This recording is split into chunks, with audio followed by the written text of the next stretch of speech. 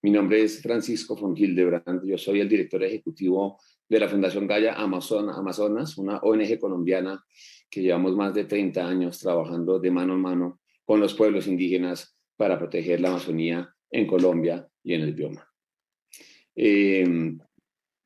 Quiero pues de nuevo darles la bienvenida a este panel que se enmarca en el primer simposio de latinoamericano de Rotary. Este simposio busca promover la construcción de paz en Latinoamericana. Desde el jueves 22 ha incluido una enorme variedad de talleres, conferencias, intercambios en temáticas muy importantes como la paz positiva, los objetivos de desarrollo sostenible y en este caso particular de este panel, la protección del Amazonas. El objetivo del panel como tal es presentar, compartir con ustedes cuál es la situación actual de la Amazonía y compartir modelos exitosos y de alto impacto que ofrecen soluciones innovadoras y esperanzadoras frente al reto que vivimos del cambio climático y de la protección de la Amazonía y de la diversidad cultural. Es un honor para Rotary y para mí como moderador poder contar hoy con 3 lideresas excepcionales que han dedicado sus vidas a la protección del Amazonas y en particular a fortalecer la conectividad ambiental y cultural en la parte norte del bioma amazónico. Y esta parte norte del bioma amazónico tiene una importancia enorme para toda Latinoamérica. De la parte norte de la cuenca del bioma es la región que tiene el más alto nivel de protección. Eso no quiere decir que esté exento de presiones y de amenazas, pero es el último gran corredor que conecta la Amazonía. Este corredor conecta la Amazonía desde los Andes a través de la Amazonía hasta el Atlántico y presta servicios ambientales absolutamente críticos para el planeta y para Latinoamérica. Por ejemplo, este corredor es el que promueve y mantiene los sistemas de transporte de agua a través de las nubes, transportando agua del Atlántico a toda Latinoamérica. Estos se conocen como los ríos voladores. Y por dar un dato, nomás el 70% del Producto Interno Bruto de Latinoamérica depende de este último gran río volador. Es prioridad global proteger este último gran río volador y la parte norte del bioma amazónico. Bueno, pues sin más premuras, iniciemos las presentaciones. Cada una de las 3 invitadas tendrá 10 minutos. Al terminar las presentaciones, abriremos una conversación abierta en la cual podremos profundizar los retos, oportunidades detrás de estos modelos y estrategias de alto impacto para proteger el Amazonas. Quisiera también invitar a los participantes y los que están aquí escuchando a que compartan sus preguntas en el chat para tenerlas en cuenta cuando entremos a la conversación abierta. Bueno, pues ya para dar inicio al panel, entonces quisiera pasar la palabra a Viviani Rojas, coordinadora del programa Xingu, liderado por la organización la ONG Instituto Socioambiental de Brasil. Viviani, la palabra es tuya. Gracias, Francisco. Buenas tardes para todos. Muchas gracias a Rotary por la iniciativa y por la invitación.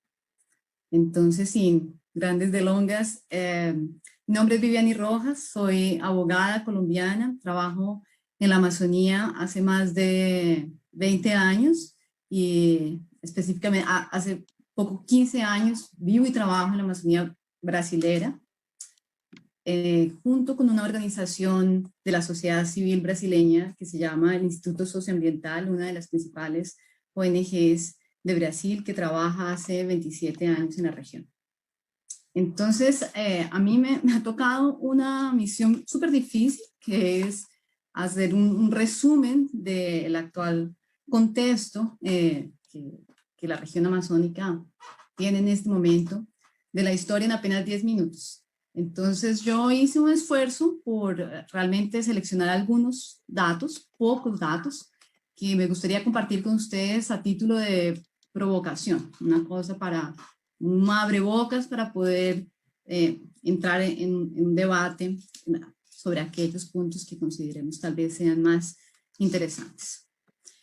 El primer hecho que me parece que es importante colocar cuando vamos a hablar sobre la Amazonía es entender el nivel crítico en el que estamos y el ritmo de degradación acelerado que estamos presenciando sin ningún precedente en la historia de la región. Estamos viendo desaparecer el bioma en el tiempo de vida de una generación.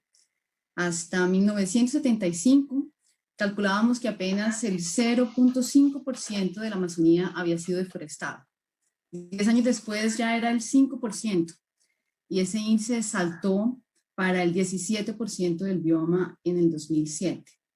Hoy calculamos que estamos llegando cerca de un quinto de deforestación del bioma como un todo, lo que nos deja muy cerca de lo que los científicos han llamado el peligroso punto de no retorno, y es cuando el bosque como un todo pierde el poder resiliente de mantenerse como lo conocemos hasta hoy, y probablemente pasaría a ser un conjunto de ecosistemas más secos y parecidos con lo que hoy llamamos de sabana, con unas consecuencias gravísimas para nuestro bienestar como especie en el planeta. Entre otras cosas, lo que Francisco acabó de mencionar, básicamente la alteración radical del flujo de lluvias para América del Sur, por ejemplo, entre otras cosas. Pero en fin, ¿a qué debemos principalmente esa degradación? La Red Amazónica de Información Socioambiental, referenciada RAICIC, confirma que la actividad agropecuaria continúa siendo responsable por más del 80% de esa deforestación, 84%. Sin embargo, el análisis de la ocupación del suelo después de la deforestación muestra que esa relación entre deforestación y actividad agropecuaria no es necesariamente directa. Por ejemplo, en Brasil entre los años de 2004 y 2012, producto de políticas públicas comprometidas con la disminución de la deforestación amazónica, Brasil consiguió reducir en un 80% las tasas de deforestación.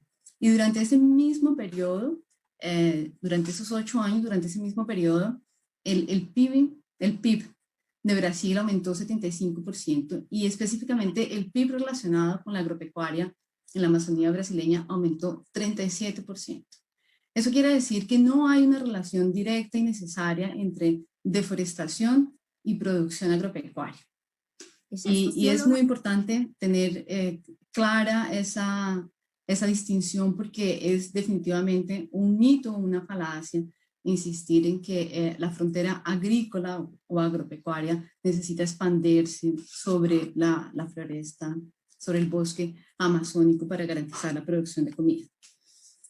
Parte de lo que confirma que se trata de un mito y un argumento falaz, insistir en eso, tiene que ver con el hecho de que hoy estudios desarrollados en Brasil confirman que, por ejemplo, 70% de las áreas que ya fueron deforestadas en el pasado actualmente son ocupadas por pastos para la producción pecuaria con una bajísima tasa de productividad.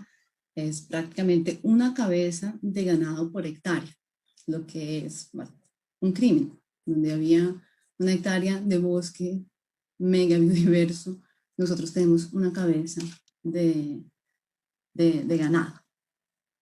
Entonces, la degradación infelizmente en el bioma amazónico también no se ha limitado apenas al bosque, que es lo que normalmente más conocemos, pero también se ha expandido a un serio proceso de degradación de los ríos.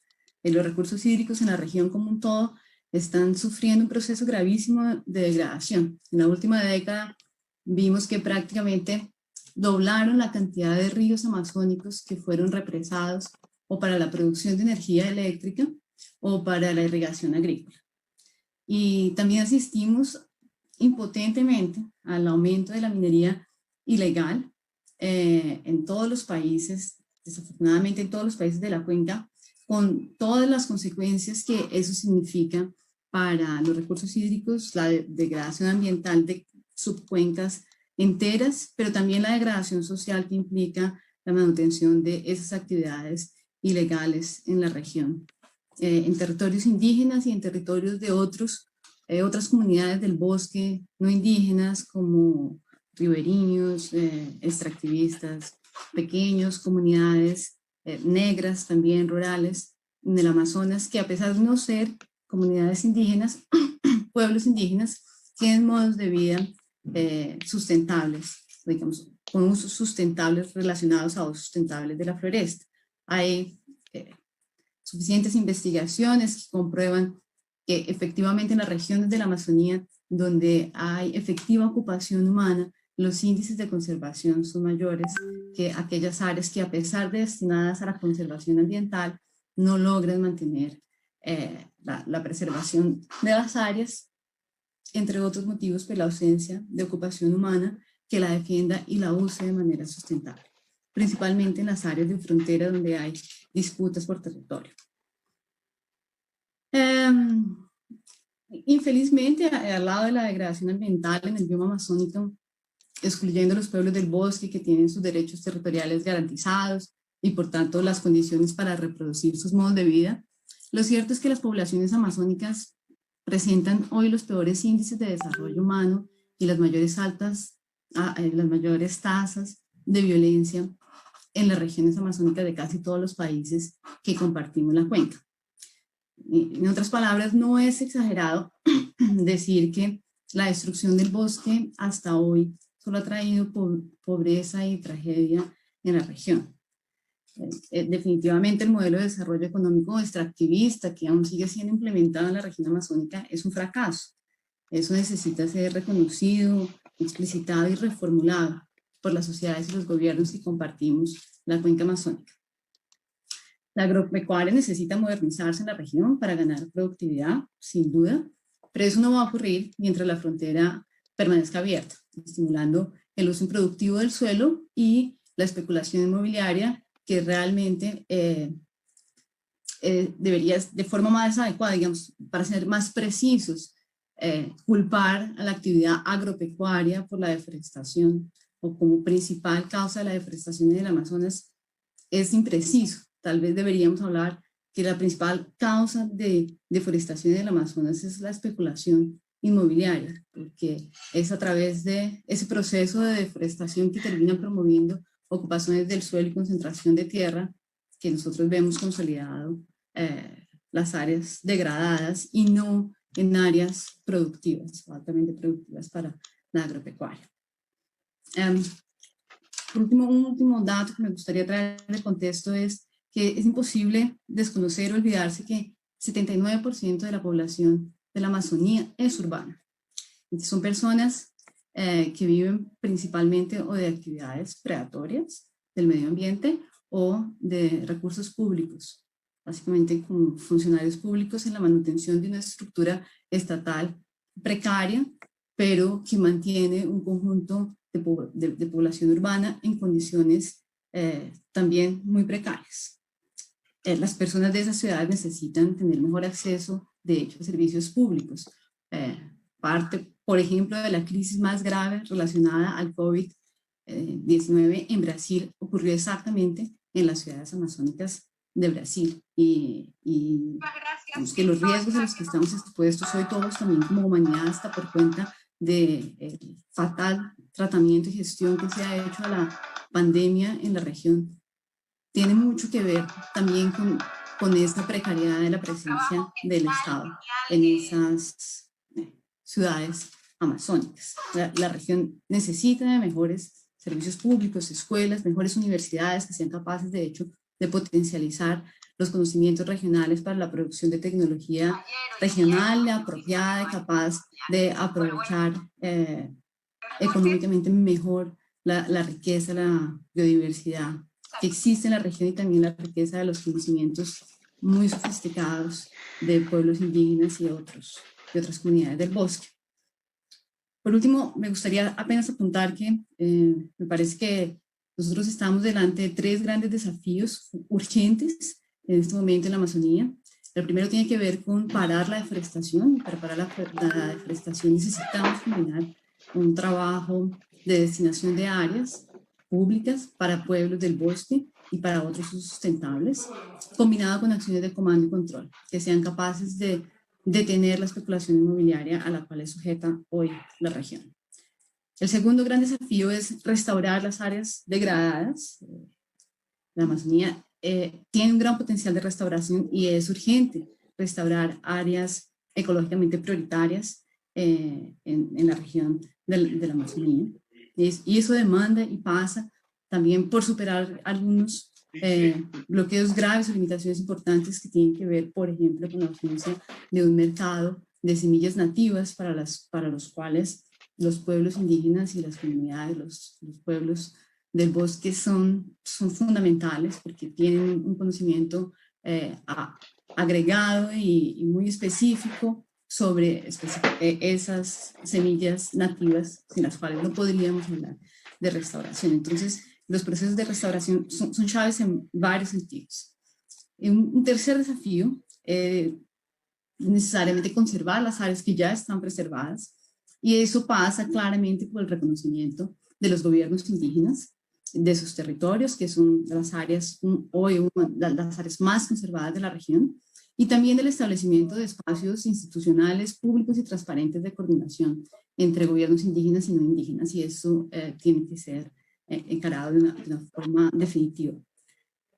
Y por último, el gran desafío sobre el que yo creo que tal vez no tenemos hasta hoy ninguna experiencia de suceso, de éxito, tiene que ver con desarrollar una economía basada en el uso sustentable del bosque. El desarrollo de la economía del bosque necesita basarse en un desarrollo tecnológico con base en los conocimientos precisos y sofisticados de los pueblos indígenas y de otras poblaciones del bosque sobre uso y manejo de la biodiversidad amazónica. Y ahí es donde yo creo que tenemos menos experiencia, porque en los otros tres desafíos nosotros tenemos ya experiencias bien importantes entre los países que comparten la cuenca amazónica, que han generado un aprendizaje que puede ser capitalizado entre todos y que, con algunos esfuerzos de coordinación y de trocas de experiencias y de aprendizados, podríamos sin mucha dificultad realmente alcanzar pues metas importantes sobre la detención de la deforestación, la restauración de áreas degradadas y la conservación de áreas preservadas. Pero tenemos un desafío grande con relación a un modelo de desarrollo adecuado para la región. Esa era mi presentación. Muchas gracias. Muchísimas gracias. En el fondo esto nos lleva a preguntarnos y a explorar modelos de producción más sostenibles, más eficientes, más innovadores y mucho más profundo también el modelo de desarrollo que se tiene. ¿Cuáles son las premisas y a qué le estamos dando prioridad? ¿Qué se pierde cuando se pierde una hectárea? Lo que se pierde no es solamente la hectárea, la biodiversidad, sino la conectividad que permite que el Amazonas funcione como un sistema y no solamente como un agregado de objetos, sino como un sistema de sujetos ambientales. Muchísimas gracias, Viviane, por tu presentación, y quisiera pasarle entonces la palabra a Carmen José. Muchas gracias, Francisco. Buenas tardes con todas, con todos. Soy Carmen, yo soy la directora ejecutiva de la Fundación Ecociencia, una fundación. A ver, hay mucha bulla aquí. Si pueden apagar sus micrófonos, por favor. Le voy a solicitar respetuosamente a todos y todas las participantes y por favor apagan sus micrófonos. Muy amables. Gracias. Sí, decía que, bueno, soy Carmen, yo soy la directora de la Fundación Ecociencia. Estamos en Ecuador, somos una fundación dedicada a temas ambientales hace 30 años en el país y hacemos parte de algunas redes, sobre todo con relación a este trabajo en la Amazonía, ¿no? Desde las organizaciones de la sociedad civil. Voy a pasar a compartir mi pantalla porque sí tengo una presentación, entonces espero no tener ningún problema con encontrar la presentación y compartir mi pantalla con ustedes. Y me dicen, por favor, si... Estamos viendo tu pantalla, Carmen. Muchísimas gracias, Francisco. Entonces, voy a hablar un poco de lo que ya han adelantado de alguna manera tanto Francisco como Viviane en sus intervenciones anteriores. Y es la idea de poder entender y ver y trabajar y concebir a la Amazonía con una visión integral, ¿no? Esto es el punto central, digamos. Dentro de esta visión, vamos a empezar por ver este gran espacio desde el punto de vista de, quisiera empezar por explicar esta delimitación, digamos así, que vemos en el mapa que tienen a su derecha. En este sentido, estamos, por un lado, lo que el mapa presenta es las unidades de cuenca, ¿no es cierto?, de diferentes niveles de cuenca, de la gran cuenca amazónica. Y este límite representa, por un lado, esa concepción de cuenca hidrográfica, es decir, que nos vamos por el occidente hasta las nacientes, ¿no?, hasta la divisoria de aguas en la zona andina. Y con respecto también al bioma amazónico, a la biogeografía, entonces abarcamos bosques que incluso pues están en las Guyanas, están en Venezuela, que corresponden también a la cuenca del Orinoco. Dentro de esta concepción, los Andes, la cordillera andina hace una parte importantísima de este todo y en esa interacción entre la tal vez conducida en buena parte por el agua, por la hidrografía, pero también en muchos otros aspectos biológicos, ecológicos, etcétera. Entonces, por eso quise presentar esta gran visión de una Amazonía que empieza por los Andes, ¿no? Este límite definido, como he dicho, tiene más de 8 millones de kilómetros cuadrados y en realidad representa uno de los más grandes reservorios de agua dulce, que nace, por supuesto, en las montañas de los Andes, principalmente, desde donde una multitud de cursos de agua alimentan a ríos principales hasta confluir en este río mayor, el Amazonas, ¿no? El más largo del planeta, con casi 7.000 kilómetros de longitud. Y la presencia de esta cordillera en la zona occidental también es fundamental para los fenómenos climáticos que dan vida a este sistema que posee la mayor extensión continua de bosques del mundo y que además atesora alrededor del 25% de la biodiversidad terrestre que conocemos. Es una complejidad de ecosistemas enormes. Siempre pensamos mucho en los bosques tropicales húmedos de la Amazonía, por supuesto, que son la mayor parte, pero también hay otros tipos de ecosistemas, ¿no?, igualmente importantes. Y mucho, a ver, veamos.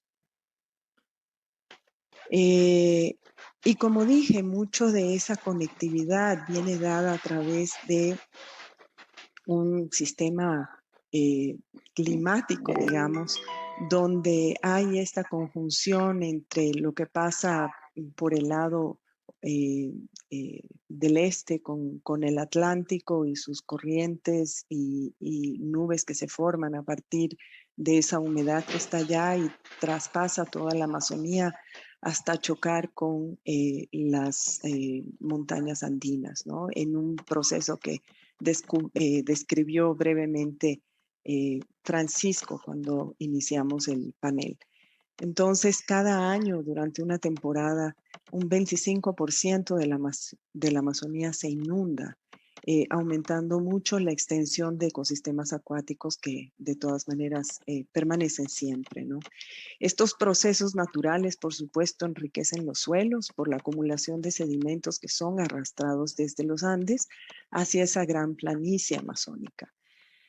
Y luego, en este ciclo hídrico, realmente hay una especie de gran reciclaje hídrico, donde los bosques en primera instancia, pero también estos grandes humedales son responsables de una evapotranspiración, de una evaporación diaria de trillones, se habla de unos 20 trillones de litros de agua al día que produce la Amazonía. Entonces, no solo se trata de distintas corrientes que traen precipitación hacia la Amazonía, sino que el mismo sistema boscoso y el mismo sistema de este bioma amazónico hace que esa vegetación transpire y nuevamente se forme unas nubes, una precipitación que vuelve a caer o se mueve hacia el occidente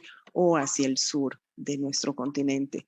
Entonces, todas esas son las razones por las que hay la necesidad, por un lado, de conservar los bosques, porque evidentemente la deforestación aumenta la temperatura, la lluvia disminuye, la calidad o el tipo de bosques va cambiando, son mucho más propensos a fuegos, etcétera, etcétera. Entonces, esos cambios de los que también ha hablado Viviani nos pueden llevar a traspasar un punto de un balance hídrico por un lado, pero también de un balance ecológico que podría ser tremendamente grave. En este contexto también quería referirme entonces, si vemos el mapa de la región amazónica a su izquierda, donde estamos representando básicamente las áreas de actividad agropecuaria de la Amazonía, ¿no? Todo lo que está en esos tonos como violetas, rojos, son zonas de deforestación, donde antes hubieron bosques. En ese gran contexto de la cuenca podemos ver que la parte norte, al norte del río Amazonas, hay un poco más de integridad, digamos, hay un poco más de continuidad en lo que vemos en ese tono verde. Y entonces, desde ese punto de vista, hace unos 5 años más o menos nació una iniciativa, como por supuesto ha habido muchas otras en muchas otras partes de la Amazonía, pero quería referirme en particular a esta iniciativa que fue liderada por Martín von Hildebrand, por Gaia Amazonas, de apresurarnos, de llamar al mundo a conservar antes de que sea demasiado tarde y tengamos una situación similar a la que vemos en el arco sur de la Amazonía. Como decía, apresurarnos a conservar y hacer todo lo posible por mantener esa continuidad de bosques que todavía se ve en la parte norte de la región, ¿no? Y que comprende países andino-amazónicos, como también, por supuesto, Brasil, Venezuela y las Guyanas, ¿no? En esta zona estamos incluyendo, por supuesto, a Colombia, a Ecuador y a Perú, ¿no? Con una parte importante de sistemas andinos, por supuesto, en la parte occidental, lo que conocemos como países andino-amazónicos. Entonces, es aquí donde hemos empezado, y ya desde hace algunos años, todas las organizaciones que conformamos esta iniciativa de la Alianza Noramazónica o Corredor AAA, refiriéndose a los Andes, la Amazonía y el Atlántico. Entonces, decía, somos por lo pronto 8 organizaciones que hacemos parte de esta alianza, donde lo que buscamos es que a través de nuestros propios trabajos en territorio, en cada uno de nuestros países y la larga experiencia que tenemos trabajando en la Amazonía, así como a través de procesos más regionales de creación de corredores binacionales, etcétera, y procesos de programas, digamos, de largo plazo de trabajo en territorio o de intervención, donde podamos ir aprendiendo unos de otros qué es lo que funciona, qué es lo que no funciona. Venimos trabajando entonces de esa manera, como decía, somos 8 organizaciones por lo pronto en diferentes países de esta región y hacemos un trabajo que se enfoca, como dije antes, en tratar de asegurar la conservación, la protección de esta parte norte de la Amazonía, donde igual vemos ya que aunque se nota algo más continua la masa de coberturas naturales, sin embargo tenemos muchas presiones, ¿no? Presiones que tienen que ver con la deforestación. Por ejemplo, podemos ver al borde, al pie de la zona andina, todas esas áreas de deforestación que naturalmente pues han venido ocurriendo porque han sido los frentes de colonización de los países andino-amazónicos hacia la Amazonía, ¿no? Para aprovechar ese espacio. Entonces ahí se han dado las mayores tasas de deforestación en estos países, lo que es un peligro, un riesgo, porque también es lo que empieza a detener esta conectividad entre la zona andina y la zona amazónica o la planicie amazónica, ¿no? También tal vez resaltar, y aquí vemos con estas diferentes señas, digamos. Tienes un minuto todavía. Ya, con estas diferentes señas vemos todo el tema de vías, petróleo, industrias mineras, extractivas, etcétera, etcétera, y deforestación que de alguna manera son lo que está enfocado aquí. Por otro lado, también hacer una enfoque en el tema de que la Amazonía está protegida por una gran red de áreas protegidas, que son las que vemos en verde en este mapa, y territorios indígenas, que son todos estos tonos naranja claro o beige, que cubren en esta parte norte pues una enorme porción de la región y por lo cual nos estamos enfocando aquí. Dentro de toda la Amazonía como está representada, un 33% de la región está cubierta por territorios indígenas y otro tanto igualmente importante, algo más, 25%, está protegido y cubierto por áreas naturales de conservación. Hay muchísimos pueblos amazónicos, es casi imposible, tomé este mapa o este gráfico de nombres simplemente, y son alrededor de 410 pueblos indígenas que se encuentran en esta zona. Y referirme a ellos especialmente porque hace muy poco también, y se viene diciendo cada vez con más volumen, diría yo, en este año, en diferentes instancias sumamente importantes como FAO, las Naciones Unidas, etcétera, etcétera, la enorme importancia de los pueblos indígenas y la gobernanza de sus bosques para poder alcanzar metas de protección que se necesitan tanto por temas de cambio climático como por temas de conservación de los servicios ecosistémicos y de la biodiversidad en la región. Entonces, las estrategias para esto pues son muchas, aplicamos mucho de esto en territorio, gobernanza indígena y territorial, monitoreo de presiones a diferentes escalas, desde las escalas remotas, digamos, de sensores satelitales, hasta la formación de monitores comunitarios, todo esto articulado en sistemas que permitan el uso de esa información para facilitar la gestión y la gobernanza de estas extensas regiones que están a cargo de los pueblos indígenas. Perdón. También las alternativas económicas son importantísimas de desarrollar, como lo comentó Viviani, y por supuesto la gestión regional del conocimiento, ¿no? Con más intercambio de experiencias que sería tan importante para hacer mucho más eficientes las intervenciones que podemos hacer, tanto desde el nivel gubernamental como de la sociedad civil, dentro de estos grandes espacios. Entonces, como me he pasado de tiempo, creo que me quedo aquí. Francisco, y muchas gracias por su atención. Muy importante esta lectura de la Amazonía como un sistema interconectado. La Amazonía no se puede ver solamente como bloques, se protege un poquito acá, se protege un poquito allá, porque no responde ante la realidad de la Amazonía, que funciona de una manera interconectada e interdependiente. Esta zona al norte de la Amazonía, que conecta los Andes, el Amazonas del Atlántico, los ríos voladores, el sistema de agua, dijiste, Carmen, 20 trillones de metros cúbicos de agua al día.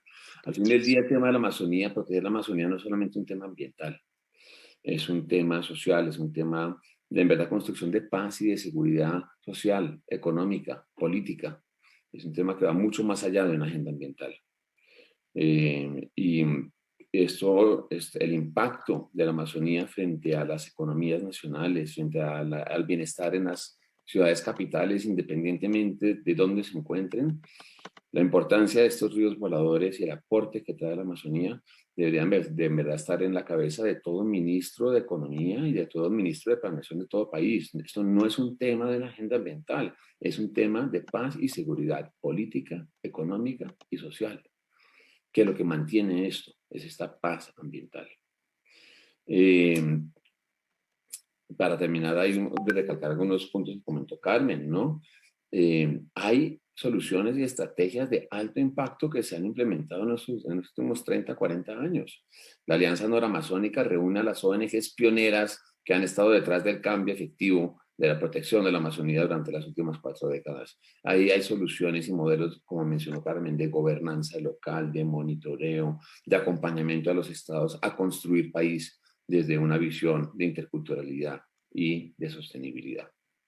Muchísimas gracias, Carmen, por tu intervención. Y finalmente le quisiera pasar la palabra a la doctora Julia. Muchas gracias, Francisco.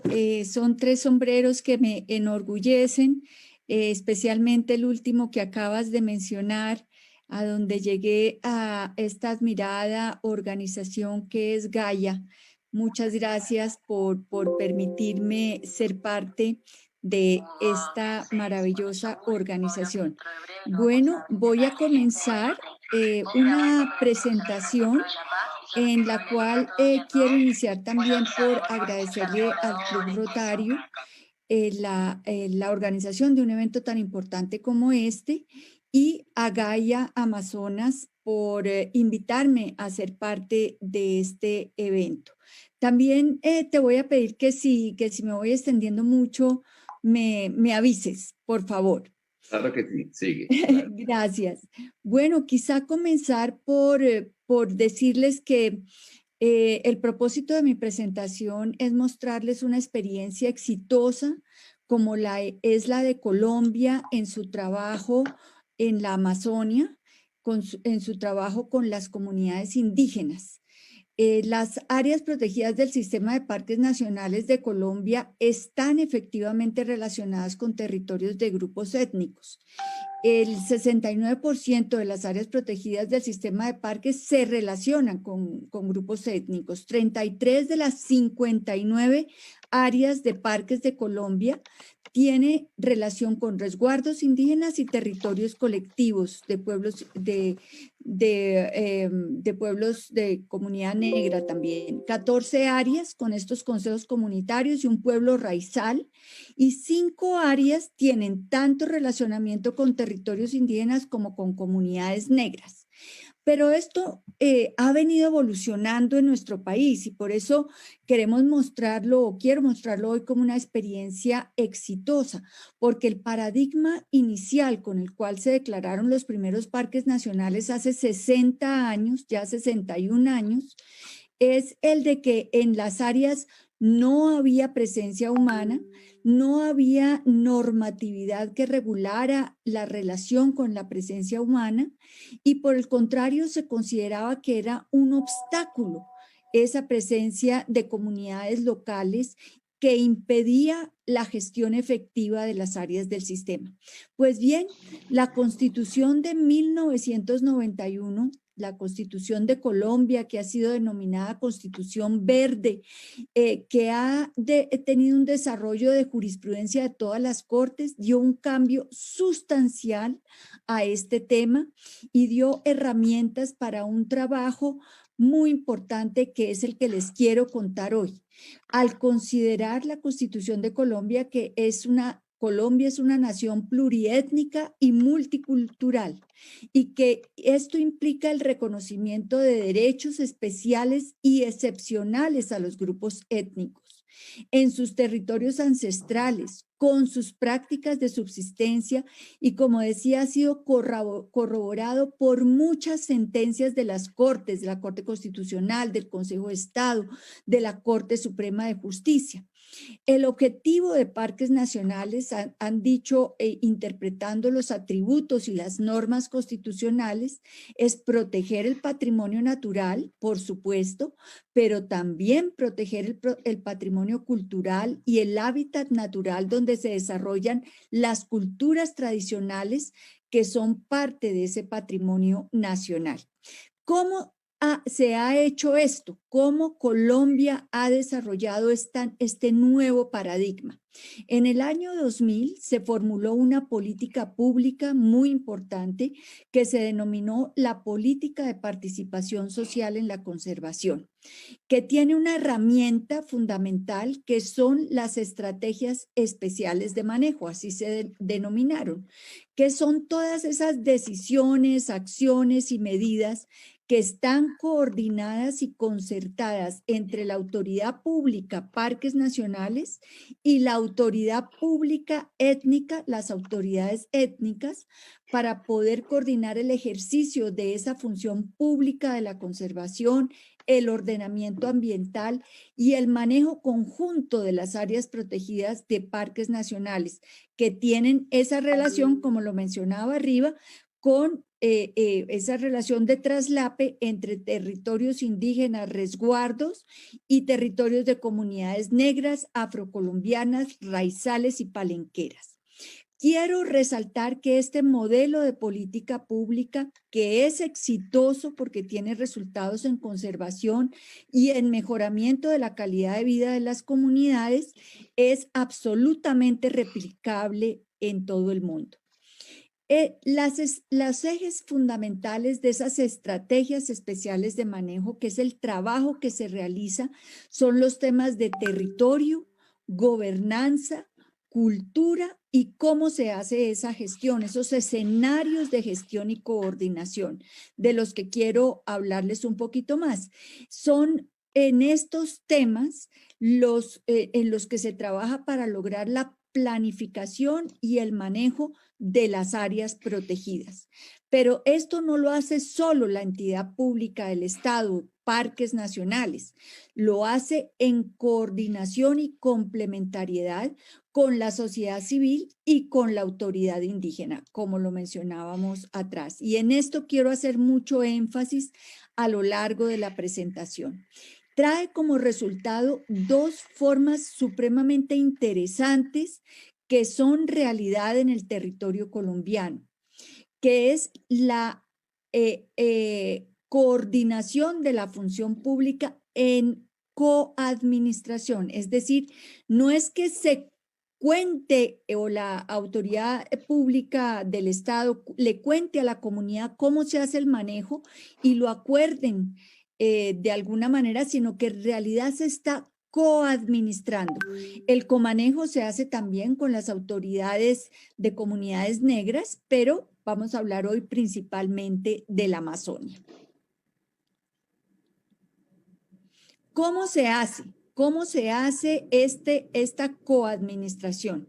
Se aplican las normas que hemos mencionado, la Constitución, las leyes, la jurisprudencia, en la aplicación de derechos sociales y culturales, en donde se tiene en cuenta la diversidad étnica y cultural. El Estado reconoce y protege esa diversidad étnica y cultural de la nación colombiana. ¿Puede la comunidad tener una jurisdicción especial indígena y un gobierno propio, sus propias normas, sus propios procedimientos? Y tienen además la autodeterminación y la autonomía, protegida por la ley, el derecho a decidir sus propias prioridades en lo que atañe a su desarrollo, para que con estas medidas no se afecten sus vidas y por el contrario prime esas creencias, esas instituciones y ese bienestar espiritual de los pueblos indígenas. El principio de coordinación, por supuesto, es muy importante porque se trata de una negociación entre intereses comunes que implica una corresponsabilidad entre los pueblos indígenas y el Estado colombiano. Para ello se requieren instituciones sólidas que organicen el uso de los recursos y aquí tiene un rol importantísimo la sociedad civil, organizaciones como Gaia, por supuesto, que trabaja con la comunidad local para fortalecer precisamente su conocimiento ancestral, para que pase de generación en generación, para que realmente sus instituciones estén fortalecidas.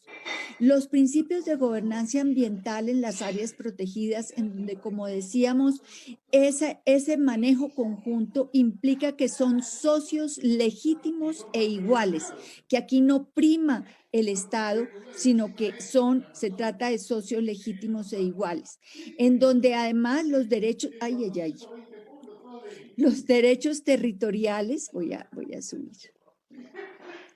Los derechos territoriales son fundamentales porque se trata de un territorio propio, una tierra que es de propiedad de ellos, con la integridad sociocultural del grupo étnico.